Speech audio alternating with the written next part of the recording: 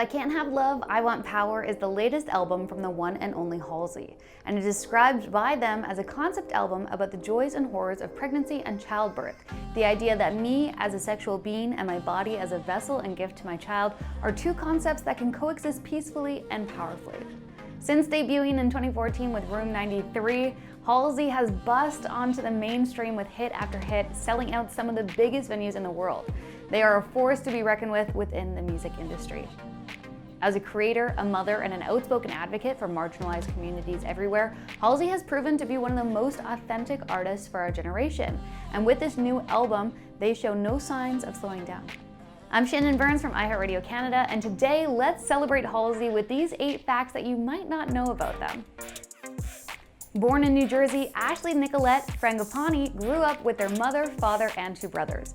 While the letters Halsey, H-A-L-S-E-Y, do rearrange to Ashley, Halsey told Nylon magazine in 2014 that they adopted the Halsey persona at the age of 17 while dating a man 7 years their senior who happened to live on Halsey Street in Brooklyn. They said his home was where I first started writing music and where I started to feel like I was part of something bigger than my town in middle of nowhere, New Jersey. Halsey is kind of like a manifestation of all the exaggerated parts of me, so it's like an alter ego. This cosmic force of their name and his address brought Halsey the artist to life. Halsey has previously called themselves a product of the internet, and before they were Halsey, you may have found them on Tumblr under the username 17black. It was around this time, in 2012, that a 16-year-old Halsey uploaded a parody of Taylor Swift's I Knew You Were Trouble called the Hailer song, and it was all over Tumblr and YouTube.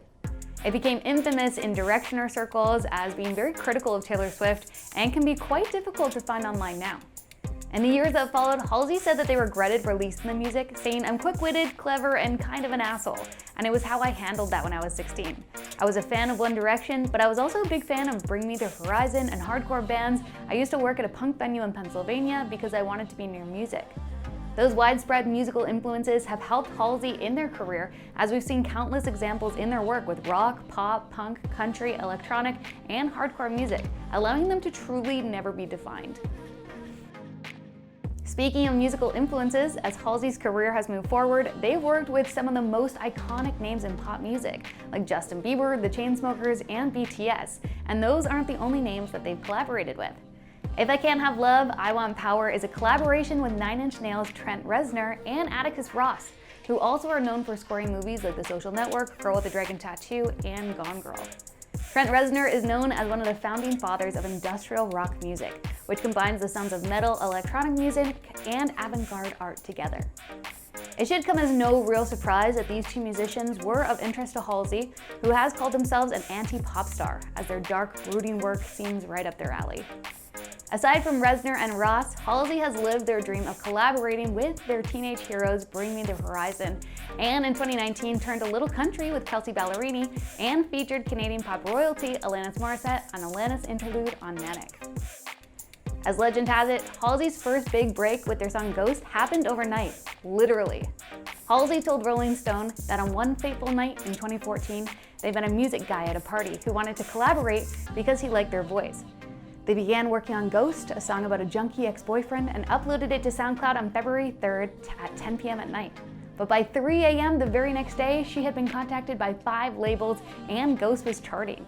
Halsey soon signed to Astral Works, released their debut EP, Room 93, its follow-up full-length Badlands, and well, you know the rest. Openly bisexual, Halsey has been an advocate for the LGBTQ+ community for years. They've been known to donate to pro-LGBTQ+ organizations and weave sexuality through their music, as heard in songs Bad at Love and Strangers. After performing at the Victoria's Secret fashion show Holiday Special in 2018, they called out the company on social media after transphobic comments made by the chief marketing officer for Victoria's parent company were published in Vogue. Halsey took to Instagram to say, "Performing this year alongside other amazing artists and hardworking models/friends was supposed to be the best night of my year. However, after I filmed the performance, some comments were made regarding the show that I simply cannot ignore. As a member of the LGBTQ+ community, I have no tolerance for a lack of inclusivity, especially not one motivated by stereotype. If you're on my page because you've watched my performance tonight, please allow me instead to direct your attention to GLSEN, an organization that offers services aimed at protecting LGBTQ+ youth. And with respect to those youth targeted by these comments in a world where they have been made to feel other, I have made a sizable donation in their honor. If you're a trans person reading this and these comments have made you feel alienated or invalidated, please know that you have allies. Halsey is also incredibly self-aware when it comes to biphobia and the offensive try-bi tag some gave them earlier in their career. Telling Rolling Stone, people refuse to accept bisexuality as an actual sexuality. And I'm biracial, but also white passing, which is a unique perspective. So these kids say, like, oh, effing try-bi Halsey. She'll never miss an opportunity to talk about it. I want to sit them down like a mom and go, 6 months ago, you were begging for an artist that would talk about this stuff. But then I do, and you say, oh, not her, someone else. Halsey has also been the most outspoken, which just adds to the list of reasons that they are just so incredible. They never forget to use their platform to bring up important issues and use all of their power for good.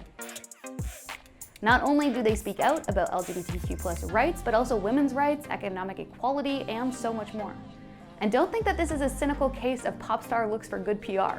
It turns out that Halsey has been an activist like this long before they broke out into the scene.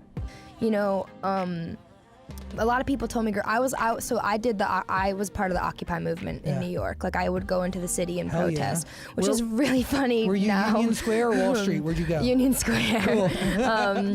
So like, but it's ironic now. My dad brought this up to me the other day. I came home and I was talking about Bernie Sanders, talking about the 1%. And my dad was like, how funny is it that like you're part of a community now that is the very community you were protesting? Like when you were a teenager, you know what I mean? Like people who are in like a higher income tax bracket and like, the one thing people always said to me when I was younger, like I'd read in interviews or read in Time or read in like whatever, is like a lot of like rich old white dudes being like, well, you'll understand why we don't want to advocate for higher taxes if you ever start making a lot of money. Okay. There isn't. I don't think there's any amount of money that I could ever make. Yeah. That would make me think it's okay to deprive people of human rights. Hallelujah. You know what I mean? Like it doesn't matter if I'm 21, doesn't matter if I'm 50, it doesn't matter like how old I am, how much money I'm making, whatever. Like, and like I said, a lot of that comes down to like seeing my mother like working so hard and like realizing all of this, and it's just crazy to me. I'm sorry. But yeah, my parents live in New Jersey, so. In 2017, Halsey attended the Women's March and tweeted afterwards that they donated $1 to Planned Parenthood for every retweet that they received. Because of this display of activism, they ended up donating upwards to $100,000. This one might come as a surprise to some, but not only is Halsey an incredible singer, dancer, and all-around performer, but they're also an incredibly talented painter.